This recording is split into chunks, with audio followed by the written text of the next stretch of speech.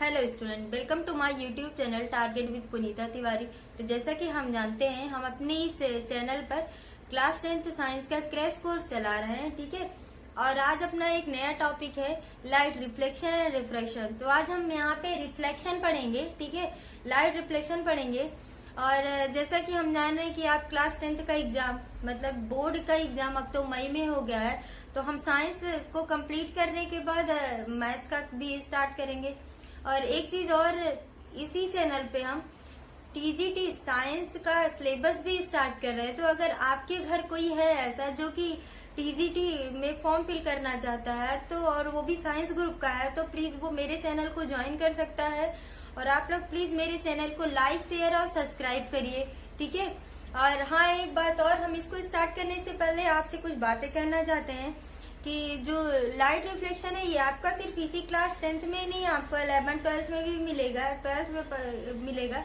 और आगे अगर आप कॉम्पिटिटिव एग्जाम भी देंगे, किसी भी कंपटीशन का प्रिपरेशन करेंगे, तो वहाँ भी आपको बहुत ज्यादा इम्पोर्टेंट रोल प्ले करने वाला है, आपको मिलने वाला है। तो इससे अच्छा आप यहीं से फोकस करते हुए चलिए देखते हैं रिफ्लेक्शन क्या होता है। फर्स्ट आपका रिफ्लेक्शन, जैसा कि हम जानते हैं लाइट क्या है, तो जितनी भी ऑब्जेक्ट आपको शो हो रही है ये सब लाइट के थ्रू ही शो हो रही है, अदरवाइज आपको नहीं दिखाई देती। तो आज अपना जो मेन टॉपिक है रिफ्लेक्शन है, इसके बारे में पढ़ते हैं। लेट अस बी है प्लेन सरफेस। हमारे पास एक सरफेस है, ठीक है, हमारे पास एक सरफेस है, प्लेन सरफेस है। इसको हमने एक तरफ से पॉलिश्ड कर दिया है। यहाँ पे हमने इस सरफेस को क्या किया, ये पॉलिश कर दिया है, ठीक है। ये आपके पास पॉलिश है और ये पोर्शन आपका शाइनिंग है। ये पोर्शन क्या है, शाइनिंग सरफेस है, ये पॉलिश्ड सरफेस है। अब यहाँ पे देखते हैं रिफ्लेक्शन कैसे होता है। आपको मान लीजिए कि यहाँ से एक रेज आ रही है, ठीक है, यहाँ से एक रेज आ रही है और वो आती है, जैसे इस रेज से आती है उसको इधर इस मीडियम में ऐसे निकल जाना चाहिए, ठीक है। सॉरी, थोड़ा टेढ़ा हो गया। उसको यहीं से देखिए, यहीं से सीधे ऐसे निकल जाना चाहिए, ऐसे सीधे निकल जाना चाहिए, लेकिन वो सीधे ना जा करके यहाँ से तुरंत बेंट हो जाती है। क्या करती है, मुड़ जाती है, बेंट हो जाती है, इसी सेम मीडियम में बेंट हो जाती है, ठीक है। तो इसी को हम क्या कहते हैं, रिफ्लेक्शन ऑफ लाइट। जब भी इंसिडेंट रेस आती है, ये किसी पॉलिश्ड सरफेस या फिर किसी भी सरफेस पे पड़ करके उसी मीडियम में रिफ्लेक्ट हो जाती है, तो इसी को क्या कहते हैं, रिफ्लेक्शन ऑफ लाइट, ठीक है। When the incident rays falling a smooth surface, where incident rays falling a polished surface and bend to the same medium with same angle is known as reflection of light, ठीक है। और इस race को क्या कहते हैं, reflected race कहते हैं। इसको इंसिडेंट रे, ध्यान दीजिएगा, इस रेस को इंसिडेंट रे कहते हैं। इंसिडेंट रे होता है ये आपका, इसे हम रिफ्लेक्टेड रे कहते हैं, रिफ्लेक्टेड रे होता है, ठीक है। जहां पे ये दोनों पॉइंट मीट करते हैं, जहां पे ये दोनों पॉइंट मीट करते हैं, वहां पे एक नॉर्मल क्रिएट होता है। वहां अभिलंब, हिंदी में इसे अभिलंब कहते हैं, इंग्लिश में नॉर्मल, ये नॉर्मल है, ठीक है, इसे हम नॉर्मल कहते हैं, ठीक। तो एक चीज और, यहाँ पे ये इंसिडेंट रे है, ये नॉर्मल है, ये रिफ्रैक्टेड रे है। Incident ray is equal to the incident ray angle. देखिए एक चीज और, जो इंसिडेंट रे और नॉर्मल रे के बीच ये जो एंगल है इसे इंसिडेंट एंगल कहते हैं। रिफ्लेक्टेड रे और नॉर्मल के बीच का जो एंगल है उसे हम रिफ्लेक्टेड एंगल कहते हैं, ठीक है। ये इंसिडेंट एंगल है, ठीक है, ये रिफ्लेक्टेड एंगल है। इसे आई से डिनोट करते हैं, इसे आर से डिनोट करते हैं। तो इसके कुछ रूल होते हैं, हम उस रूल को भी जान लेते हैं, ठीक है। इसके 3 रूल होते हैं, यहाँ पे आप ध्यान से देखिएगा, इसके 3 रूल होते हैं। फर्स्ट आपका है, फर्स्ट रूल देखिए, incident ray and reflected ray, ये दोनों क्या होता है, इक्वल होता है। मीन्स हम ये कह सकते हैं कि the angle of incident ray is equal to the angle of reflected ray. जितना ये होगा उतना ही ये भी होगा, ठीक है, जितना ये होगा उतना ही ये भी होगा। मीन्स जितने ही एंगल से आती है, जितने ही एंगल से इंसिडेंट रे आती है, उतने ही स्पीड में, उतने ही एंगल से ये मुड़ जाती है। वेंट हो जाती है। अगर कहा जाए आपसे क्वेश्चन कि लेटेस्ट आपको कोई क्वेश्चन दिया जाए कि एंगल आई मतलब इंसिडेंट रे जो है वो 40 डिग्री है, तो आपको रिफ्लेक्टेड एंगल बताना है, तो एंगल आर बताना है, तो ये क्या हो जाएगा, ये भी आपका 40 डिग्री ही होगा। क्यों? क्योंकि angle I equal to angle R. ठीक है, incident angle is equal to the reflected angle. समझ में आया? आगे देखते हैं, the angle of incident is equal to the angle of reflection. समझ में? Angle of incident is equal to the angle of reflection. अगर कुछ क्वेश्चन और यहाँ पे कुछ चीजें और भी आप देख लीजिए। चलिए पहले हम इस रूल को बता देते हैं, क्योंकि इसके टू रूल है, ध्यान दीजिएगा। एक तो फर्स्ट ये है, सेकंड भी देख लीजिए। यहाँ पे ये आपका इंसिडेंट रे है, ये रिफ्लेक्टेड रे है, ये आपका क्या है, नॉर्मल है। Incident ray, reflected ray and normal all lies in same plane. Incident ray, reflected ray and normal are lies same plane.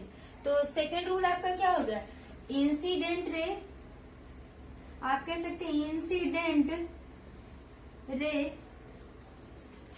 इसको इरेज कर देते हैं हम इधर। आपको incident ray, the normal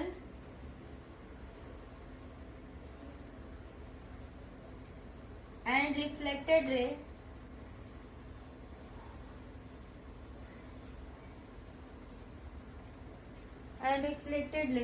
they all lies in same plane।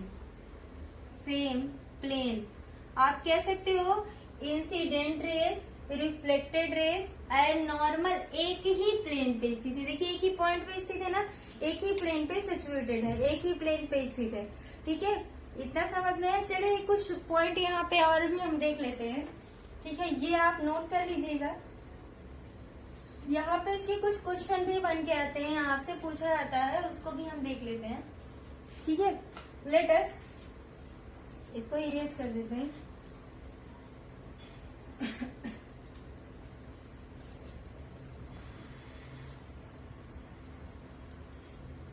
Let us आपसे ये कहा जाए कि कोई भी इंसिडेंट रे है, ठीक है, कोई भी रेज है, इंसिडेंट रेज है, ये इधर से ऐसे आई, ठीक है, और फिर क्या करेगी, यहाँ पे फॉल होगी, स्ट्राइक करेगी। स्ट्राइक करने के बाद ये बेंट हो जाती है। ठीक है, इसी मीडियम में स्ट्राइक करने के बाद ये क्या होता है, इसी मीडियम में बेंट हो जाती है। ठीक है, हम जानते हैं भी, जैसे बाय द रूल हम जानते हैं कि जो इंसिडेंट रे होती है वो रिफ्लेक्टेड रे और incident angle of incident is equal to the angle of reflection. ठीक है, तो चलिए यहाँ पे कुछ क्वेश्चन देख लेते हैं। एक बार हमको ये बताइए, अगर ये एंगल आपको दिया गया, ये एंगल आपको दिया गया 30 डिग्री, तो आपसे ये एंगल पूछा जा रहा है, क्योंकि ये ऐसे पूरा जाने वाला था, ऐसे पूरा जाने वाला था। ठीक है, यहाँ से अगर ये मुड़ता नहीं तो ऐसे पूरा चला जाता। ठीक, तो ये जो एंगल है इसको क्या कहते हैं, एंगल ऑफ डेविएशन। इसे कहते हैं एंगल ऑफ डेविएशन। ध्यान दीजिएगा, एंगल ऑफ डेविएशन, इसे कहते हैं एंगल ऑफ डेविएशन। ठीक है, मतलब पीछे पर एक तरह से डेविएशन, यहाँ से विचलन हो गया, ये विचलन हो गया, अपने मार्ग से ये विचल गई, मतलब अपने मार्ग से हट गई, इसे हम एंगल ऑफ डेविएशन कहते हैं। आपसे अगर इसका क्वेश्चन पूछा जाए, इस तरह से क्वेश्चन आए कि what is the angle of deviation if आपसे दिया जाए angle I equal to 30 degree. ठीक है, इफ आपसे कहा जा रहा है angle I equal to 30 degree, मतलब angle of reflection equal to 30 degree आपसे बताया गया है। ठीक है, तो आपको डेविएशन एंगल निकालना है, एंगल ऑफ डेविएशन निकालना है, मतलब विचलन कोण निकालना है, आपको निकालना है एंगल ऑफ डेविएशन। ठीक है, तो चलिए देख लेते हैं कैसे हम निकालेंगे। यहाँ पे देखिए, हमने अभी क्या देखा, ये एंगल आई है is equal to the angle R. ठीक है, incident rays is equal to the reflected rays, sorry, angle of incident is equal to the angle of reflection, यही हमने पढ़ा था। और ये पूरा देखिए कितने डिग्री का एंगल बना रहा है। ये अगर हम इस पूरे की बात करते हैं तो ये पूरा 180 डिग्री की एंगल बना रहा है। इस पूरे को देखिएगा, ज्यादा इधर उधर हो गया, चलो अगर हम इस पूरे को देखते हैं, यहाँ पे कंप्लीट को देखते हैं तो ये कितने डिग्री का एंगल बना रहा है, 180 डिग्री का। ठीक है, अगर ये 180 डिग्री का है तो हम इसको ऐसे नोट कर सकते हैं, angle I plus angle R plus angle delta equal to हो जाएगा 180 डिग्री। ठीक है, ये आपका हो जाएगा 180 डिग्री। या फिर हम कह सकते हैं angle I, we know that angle of incident is equal to the angle of reflection. हम ये जानते हैं कि एंगल ऑफ इंसिडेंट और एंगल ऑफ रिफ्लेक्शन इक्वल होते हैं, इसलिए हम राइट कर सकते हैं angle I plus angle delta equal to 180 degree.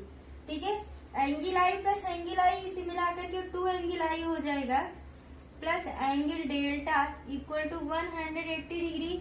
या फिर आपको निकालना क्या है, डेविएशन एंगल निकालना है। डेविएशन एंगल हम राइट कर सकते हैं, एंगल डेल्टा इक्वल टू हो जाएगा 180, एंगल डेल्टा इक्वल टू हो जाएगा 180 माइनस 2 एंगल आई, मतलब एंगल ऑफ रिफ्लेक्शन। ठीक है, यही आपका क्या हो गया, फार्मूला हो गया। यहाँ पे देखिए angle delta equal to 180 minus 2 angle i, यही आपका एंगल ऑफ डेविएशन का फार्मूला है। ठीक है, चलिए क्वेश्चन देख लेते हैं। अब क्वेश्चन यहाँ पे दिया है, आपको जो क्वेश्चन दिया है वो ये है कि एंगल आई इक्वल टू होगा 30 डिग्री। एंगल आई की वैल्यू कितनी डिग्री दी गई है, 30 डिग्री। तो डेविएशन एंगल निकालना है, आप राइट कर सकते हैं 180 माइनस 2 इंटू 30 डिग्री। ठीक है, या फिर हम इसको नोट राइट कर सकते हैं 180 माइनस 60 हो जाएगा, और एंगल ऑफ डेविएशन कितने डिग्री का हो जाएगा, 120 डिग्री। इतना समझ में आया। ठीक है, तो चलिए एक बार फिर से देख लेते हैं कैसे निकालें हम angle of deviation. Angle of deviation क्या होता है कि ये जो कोड है, मतलब जो ये पूरी इंसिडेंट रेस जो इधर आना था वो अपने मीडियम से चेंज हो गई। ठीक है, वो सेम मीडियम में फिर से बेंट हो गई, इसको इस रेस को कंप्लीट नहीं किया, तो चूंकि अपने पाथ से हट गई है, तीसरी पाथ से हटना ही क्या होता है, angle of deviation. And angle of deviation is equal to the 180 minus 2 into angle of reflection और एंगल ऑफ रिफ्रैक्शन। ओके, तो ऐसे निकाल लेंगे। अगर हम यहाँ पे 30 डिग्री ना दे करके 60 डिग्री दिया होता तो हम क्या करते, 180 माइनस 2 इंटू 60 डिग्री आपका 120 हो जाता है। 180 माइनस 120 तो आपका कितना बचता, 60 डिग्री। ओके, तो चलिए यहाँ पे कुछ और देख लेते हैं। अब हम इसका बनना देखेंगे कैसे यहाँ पे इमेज का फॉर्मेशन होता है।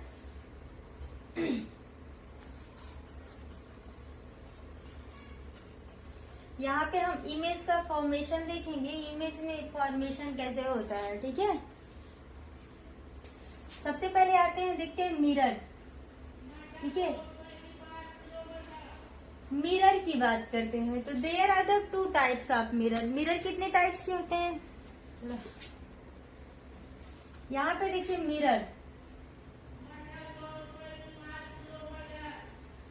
मिरर देखते हैं तो मिरर आपके 2 टाइप्स के होते हैं। एक तो आपका होता है प्लेन मिरर, ध्यान दीजिएगा, आपका होता है प्लेन मिरर, और सेकेंड आपका होता है स्फेरिकल मिरर। स्फेरिकल मिरर, ठीक है, plane mirror, spherical mirror. Spherical mirror में 2 टाइप्स होते हैं। एक आपका होता है कॉनकेव, दूसरा होता है कॉन्वेक्स। ठीक है, एक आपका होता है कॉनकेव, दूसरा होता है कॉन्वेक्स। कॉनकेव को हिंदी में हम अवतल कहते हैं, ध्यान दीजिएगा, हिंदी में इसे अवतल कहते हैं। कॉन्वेक्स को हिंदी में उत्तल कहते हैं, ये भी ध्यान में रखिएगा, कभी कभी क्वेश्चन पूछ लेता है ऐसा इंग्लिश वाला ही। ठीक है, मिरर 2 टाइप्स के होते हैं, एक प्लेन मिरर होता है, दूसरा स्फेरिकल मिरर होता है। तो प्लेन मिरर में 2 टाइप्स होते हैं, एक तो आपका कॉनकेव मिरर होता है, सेकेंड आपका होता है कॉन्वेक्स मिरर। ठीक है, कॉन्वेक्स मिरर। अब हम पहला पढ़ेंगे प्लेन मिरर। प्लेन मिरर के बारे में जानेंगे कि प्लेन मिरर होता क्या है।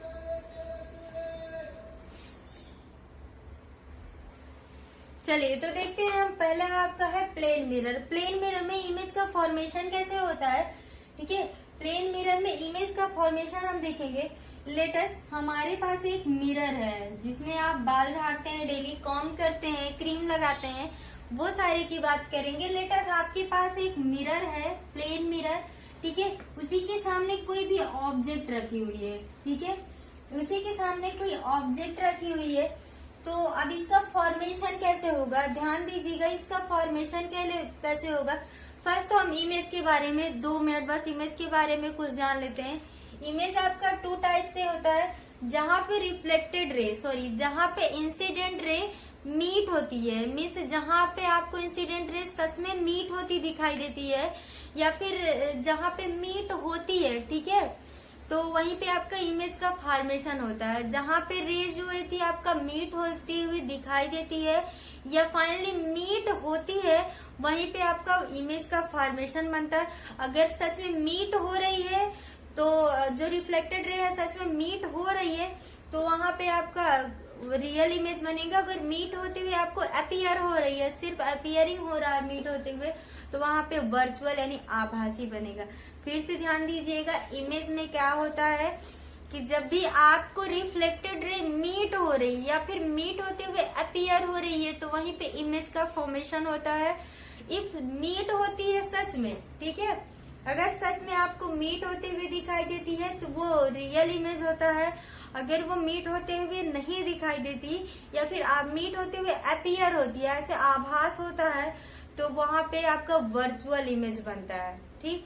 तो चलिए आगे देख लेते हैं। लेटेस्ट आपके पास एक ऑब्जेक्ट है ए बी, ठीक है, ये आपका ए है, ये बी है, ये आपका प्लेन मिरर है, ठीक है, पॉलिश्ड है, ये पॉलिश है, इसके पीछे हमने पॉलिश कर दिया है।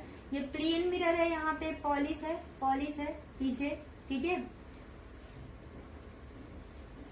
ठीक है, ये पॉलिश्ड है, ये आपका शाइनिंग सरफेस है, यहाँ पे आपका शाइनिंग सरफेस है। तो क्या होगा, सबसे पहले यहाँ से एक इंसिडेंट रे जाएगी, यहाँ से एक इंसिडेंट रे जाएगी,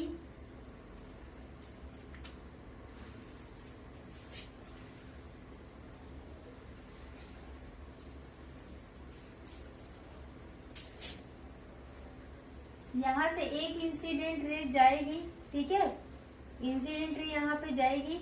यहाँ पे स्ट्राइक होने के पश्चात, स्ट्राइक होने के पश्चात उसी पाथ पे अगर वो रिटर्न हो जाती है, अगर वो उसी पाथ पे रिटर्न हो जाती है तो इसके बीच कोई भी एंगल फॉर्मेशन नहीं होता। मतलब कितने डिग्री का एंगल बनता है, 0 डिग्री का एंगल बनता है। यहाँ पे देखिए कोई भी एंगल फॉर्मेशन हुआ नहीं, कोई भी एंगल फॉर्मेशन नहीं हुआ, ठीक है। लेटेस्ट एक हमने दूसरी रेज निकाली, लेटेस्ट यहाँ पे एक दूसरी रेज निकाली, ठीक है। दूसरी रेज जब निकाली तो ये क्या किया कि यहाँ पे कोलाइड किया, मतलब यहाँ पे स्ट्राइक की, और स्ट्राइक करने के बाद ये इसी एक्सिस के पैरेलल जाने लगी, ठीक है। यहाँ पे देखो,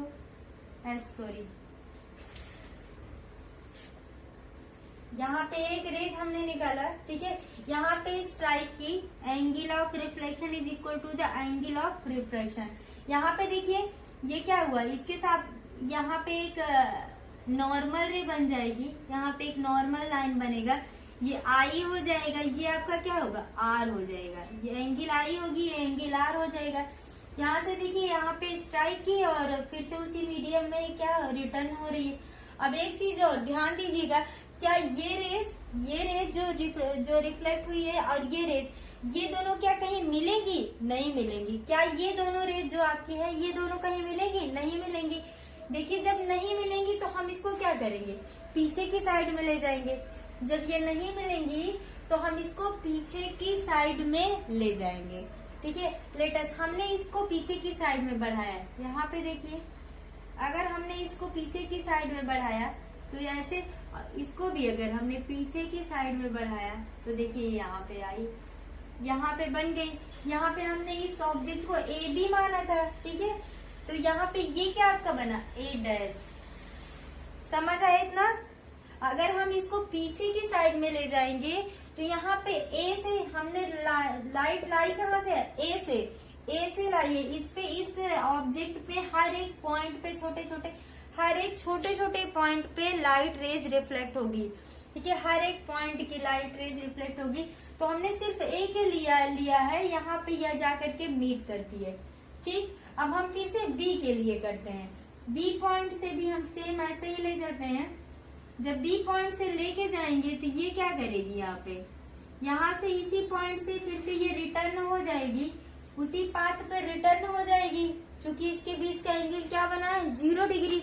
उसी पाथ पे ये रिटर्न हो जाएगी।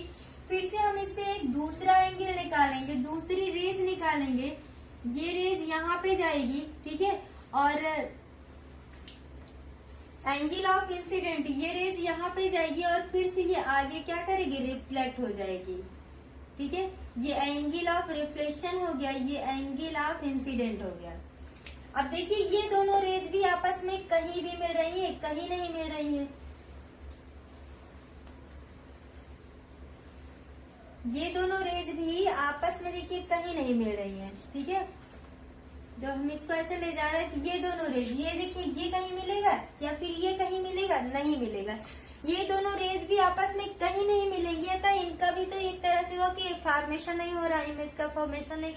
लेकिन हम फिर से वही काम करेंगे कि अगर हम इसको पीछे की साइड में ले जाते हैं, पीछे की साइड में, ठीक है, और इसको भी हम पीछे की साइड में बढ़ाते हैं यहाँ पे, तो ये दोनों कहीं एक पॉइंट पे मीट करेंगे, जो कि आपका क्या हो जाएगा? बी डैश हो जाएगा, ठीक है। ये भी एक पॉइंट पे मीट करेंगे, जो आपका बी डैश हो जाएगा। अगर हम इन दोनों को मिलाते हैं, ध्यान दीजिएगा, अगर हम इन दोनों को मिलाते हैं तो आपका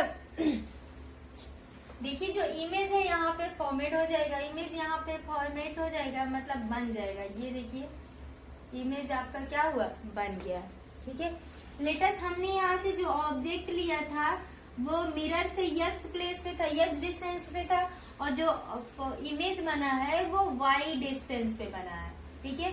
जो इमेज बना है वो y डिस्टेंस पे बना है, जो ऑब्जेक्ट लिया था हमने x डिस्टेंस पे लिया था। तो चलिए इसकी कुछ बातें जान लेते हैं।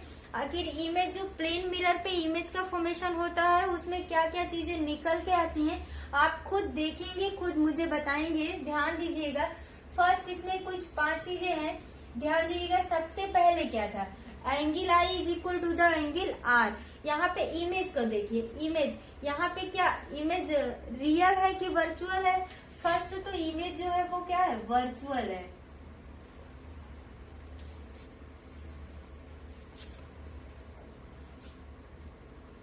ठीक है। यहाँ पे कर देते, फर्स्ट तो जो इमेज है वो क्या है? वर्चुअल है। इमेज आपका वर्चुअल है। सेकंड देखिए, सेकंड यहाँ पे इमेज आपका वर्चुअल हो गया। सेकंड क्या है? इरेक्ट है, मतलब सीधा है, जैसे तो चलिए इतना देखे। हमने क्या देखा कि ये एंगल एक्स, सॉरी ये एक्स डिस्टेंस पे है, ये आपका वाई डिस्टेंस पे है।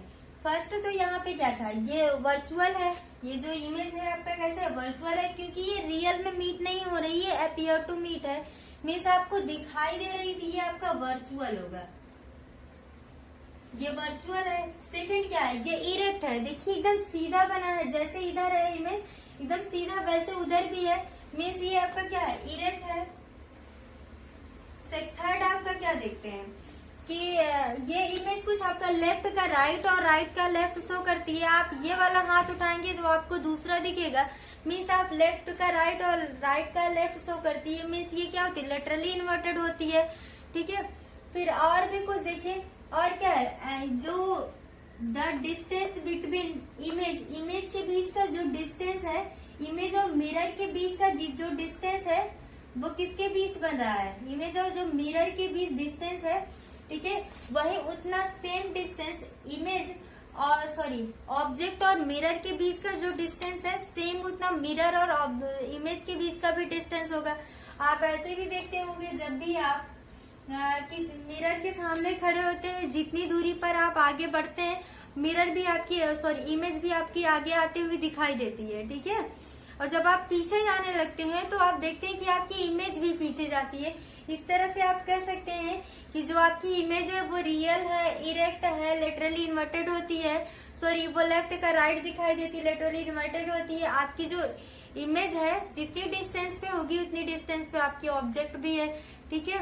तो इस तरह से क्वेश्चन आपसे कभी कभी पूछा जाता है कि आपसे कभी कभी क्वेश्चन पूछा जाता है कि यदि आप मिरर से 5 सेंटीमीटर की दूरी पर खड़े हैं तो इमेज से मिरर से इमेज कितने सेंटीमीटर की दूरी पर होगी। ये आपसे क्वेश्चन पूछा जाता है कि लेटस आप मिरर से 5 सेंटीमीटर की दूरी पर खड़े हैं, ठीक है, तो आपकी इमेज आपके मिरर से कितने सेंटीमीटर की दूरी पर होगी। तो सेम आपको पता है कि जितनी मिरर से इमेज की डिस्टेंस, जितनी मिरर से ऑब्जेक्ट की डिस्टेंस होती है उतनी मिरर से इमेज की भी डिस्टेंस होगी, मतलब 5 सेंटीमीटर। तो चलिए अब हम नेक्स्ट पे चलते हैं, जो आपका स्फेरिकल मिरर उसके बारे में जानते हैं, ठीक है। तो चलिए देखते हैं स्फेरिकल मिरर में 2 टाइप्स के होते हैं, हमने पहले ही आपको बताया था। एक होता है कॉनकेव मिरर होता है, सेकंड होता है आपका कॉन्वेक्स। तो दोनों में हम डिफरेंस भी जानेंगे, इनकी यूजेस भी जानेंगे, ठीक है, इसमें इमेज का फॉर्मेशन कैसे होता है वो भी जानेंगे।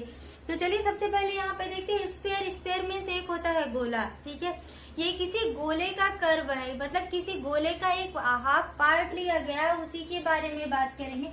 यहाँ पे देखिए लेटेस्ट हमारे पास एक सरफेस है, मतलब स्फीयर है, ठीक है, स्फीयर है, उसका हमने उसके एक पार्ट को कट कर लिया है। लेटेस्ट हमने इसके एक पार्ट को कट कर लिया है, ठीक है। यहाँ पे भी सेम बना लेते हैं।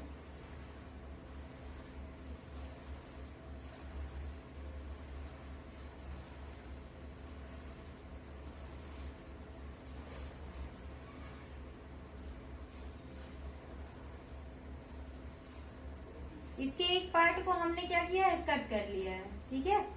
अब यहाँ पे देखिए आपने जिस इमेज से, आपने जिसके पार्ट को, एक छोटा एक बड़ा हो गया,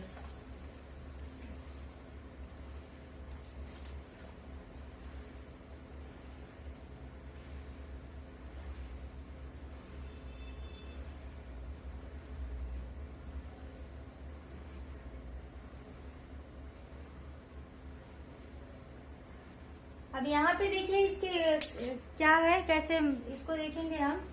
इसमें कौन सा कॉनकेव मिरर है, कौन सा कॉन्वेक्स मिरर है। तो ध्यान दीजिएगा, जिसका रिफ्लेक्टिव पार्ट इनर होता है, ठीक है, जिसका रिफ्लेक्टिव पार्ट इनर है वो आपका कॉनकेव होता है।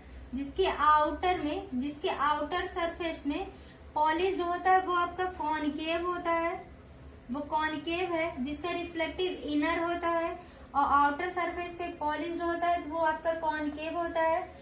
जिसका इनर सरफेस पॉलिश्ड होता है और आउटर सरफेस रिफ्लेक्टिंग होता है वो आपका कॉन्वेक्स होता है, ठीक है। आउटर सरफेस पे पॉलिश्ड होता है और इनर सरफेस रिफ्लेक्टिंग है वो आपका कॉनकेव है। जिसके आउटर सरफेस रिफ्लेक्टिंग और इनर सरफेस पॉलिश्ड होता है वो कॉन्वेक्स होता है, ठीक है। तो चलिए ध्यान देते हैं यहाँ पे। लेटस ये एक स्फीयर है, गोला है। जब भी किसी भी गोले को बेक करते हैं, किसी भी गोले का कंस्ट्रक्शन करते हैं तो उसका कुछ ना कुछ सेंटर होता है, ठीक है। लेटस वो सेंटर आपका सी है, दोनों के सेंटर क्या है, सी है, ठीक है। इसका कुछ ना कुछ एक पॉइंट होगा जो पोल कहा जाता है, जो कि पी है, ठीक है। ये जानते रहिए, इसका इनर सरफेस रिफ्लेक्टिंग है और इसका आउटर सरफेस रिफ्लेक्टिंग होगा, ठीक है। लेटेस्ट अगर हम इस पे एक लाइन ड्रा करते हैं ऐसे ही,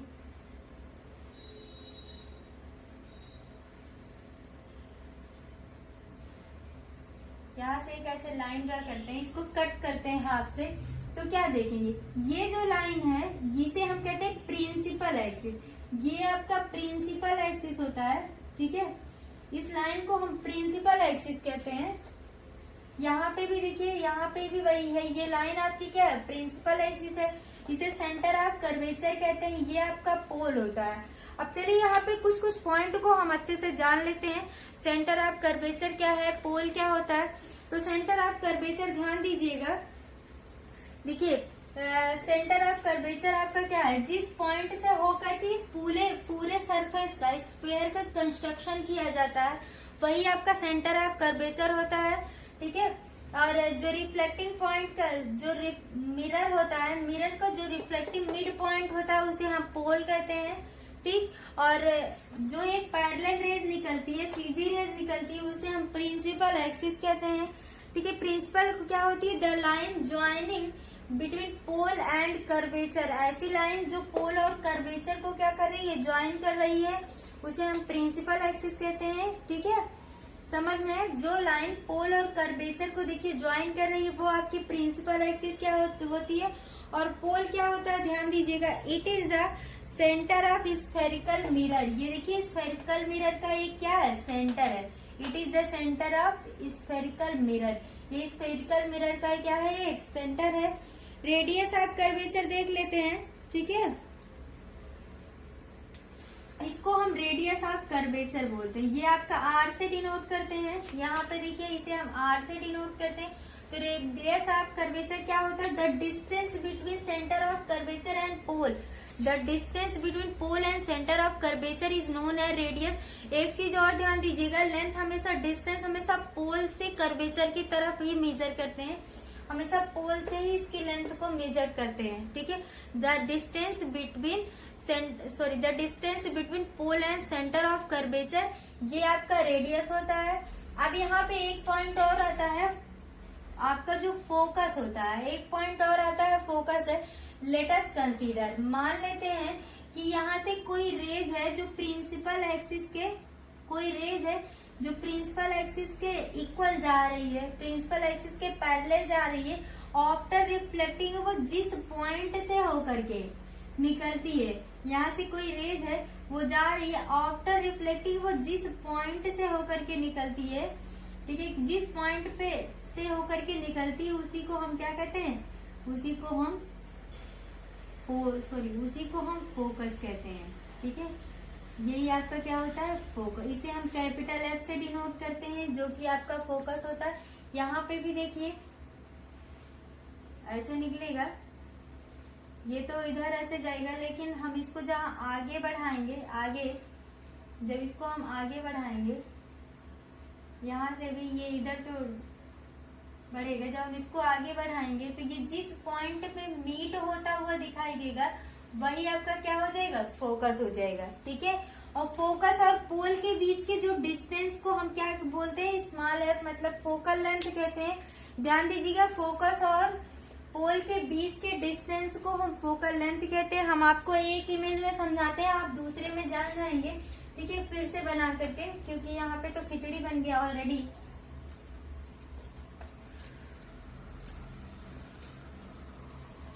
बहुत अच्छे से ध्यान दीजिएगा क्योंकि ये इम्पोर्टेंट है आपका।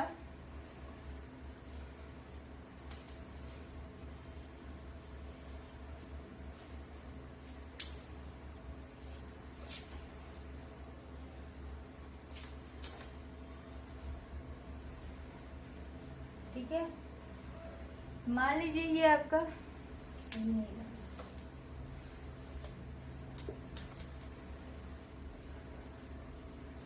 यहाँ पे देखिए ये आपका मान लीजिए कॉन्वेक्स है, ये कॉन्वेक्स है, ये कॉनकेव है। कॉनकेव में आउटर पॉलिश्ड होता है, कॉन्वेक्स में इनर पॉलिश्ड होता है, ये हम जानते हैं। रिफ्लेक्टिंग सरफेस कॉनकेव में इनर होता है और कॉन्वेक्स में आउटर होता है, ये सब जानते हैं। यहाँ पे ध्यान दीजिएगा, यहाँ पे जो इस गोले का, इस स्फीयर का मिड होता है, सेंटर होता है, जहां से रख के हम इसको पूरा बनाते हैं वो सेंटर ऑफ कर्वेचर है, ठीक है। ध्यान दीजिएगा, ये सेंटर ऑफ कर्वेचर होता है, ठीक है। ये जो यहाँ पे आपका जो इस गोले का मिड पॉइंट होता है, ये मिड पॉइंट है, इसे हम पोल कहते हैं, ठीक। ये पोल होता है आपका।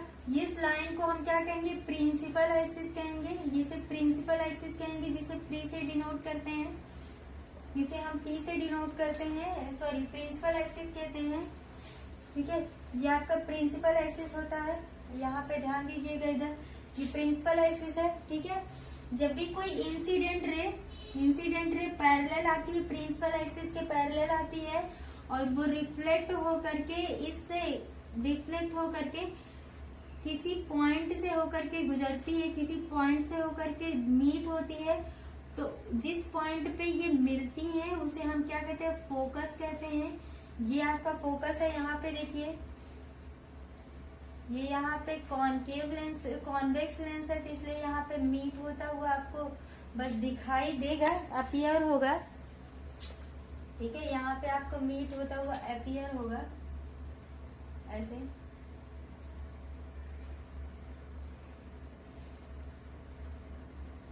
ये जहाँ पे मीट करेंगे वो आपका फोकस होता है। ठीक है, यहाँ पे देखिए सेंटर ऑफ कर्वेचर से लेकर के पोल के बीच के डिस्टेंस को हम रेडियस, कर्वेचर ऑफ रेडियस कहते हैं, रेडियस ऑफ कर्वेचर कहते हैं। फोकस से लेकर, पोल से लेकर फोकस के बीच के डिस्टेंस को हम फोकल लेंथ कहते हैं, जिसे स्मॉल एफ से डिनोट करते हैं। ठीक है, स्मॉल एफ से डिनोट करते हैं। इसको कर्वेचर ऑफ रेडियस कहते हैं, रेडियस ऑफ कर्वेचर कहते हैं। हमेशा डिस्टेंस को नापेंगे कैसे, मेजर किससे करेंगे, तो पोल से लेकर के, पोल की साइड से ही मेजर करेंगे, मतलब हम इसका मेजरमेंट पोल की साइड से करेंगे।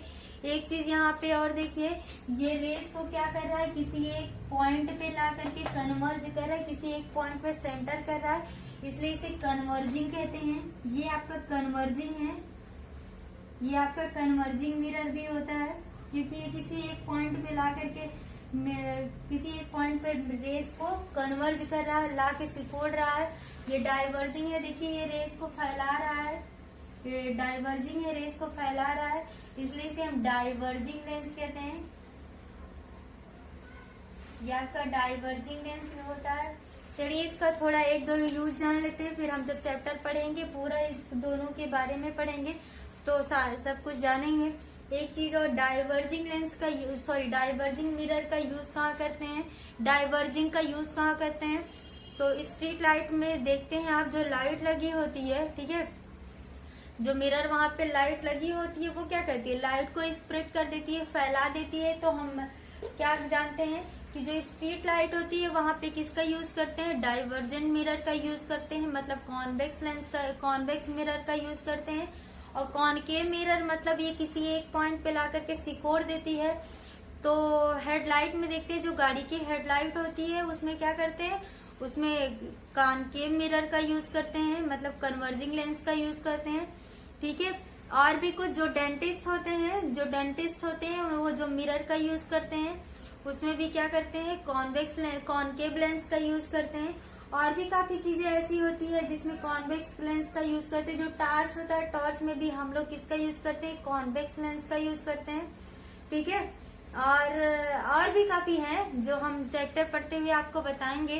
तो बस आज के लिए इतना ही, बाकी चीजें हम अगले इसमें पढ़ेंगे। अगले में हम इसका पूरा इमेज मिरर का, इसका पूरा इमेज फॉर्मेशन पढ़ेंगे। ठीक है, तो आप प्लीज मेरे चैनल को सब्सक्राइब कर दीजिए, लाइक और शेयर भी करते रहिए। आज के लिए इतना ही, थैंक यू।